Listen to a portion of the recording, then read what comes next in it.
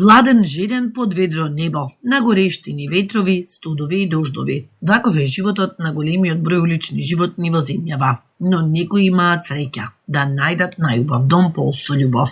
Таква е приказната за охригјанецот Тито, кој живееше на улиците во турската чаршија.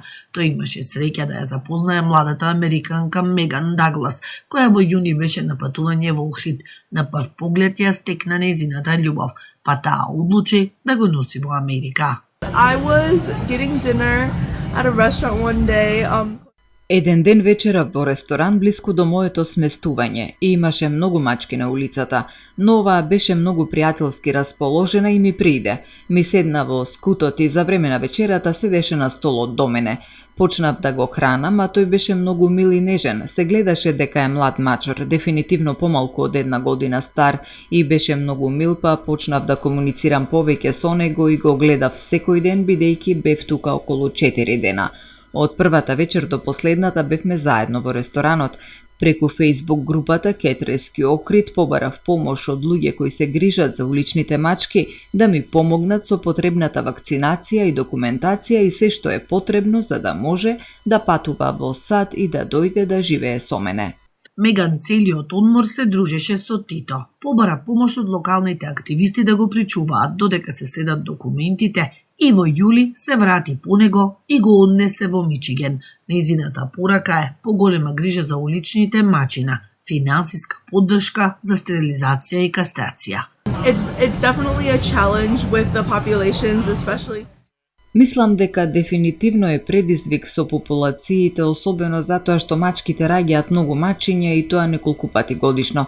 Значи, стерилизирањето на мачките е многу важно за да се намали популацијата на улични мачки во областите со потопла клима. Важно е да има организации кои работат на нивна стерилизација и кастрирање, како и грижа за нив и нивно хранење. Постојат некои области каде што мачките не се толку ценети од заедницата, па можат да бидат и малтретирани или повредувани. Тоа е навистина тажно.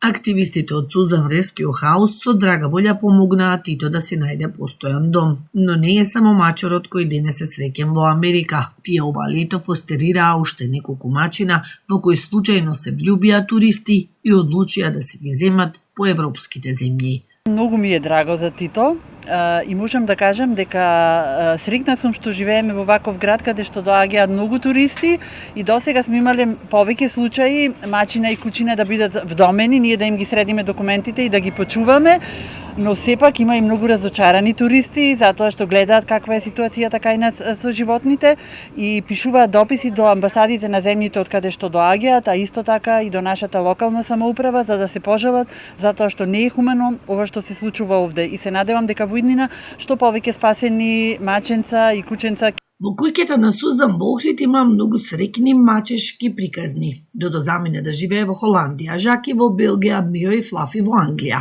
Активистите веруваат и се надеваат на поголема поддршка од локалната власт за намалување на популацијата на улични мачиња.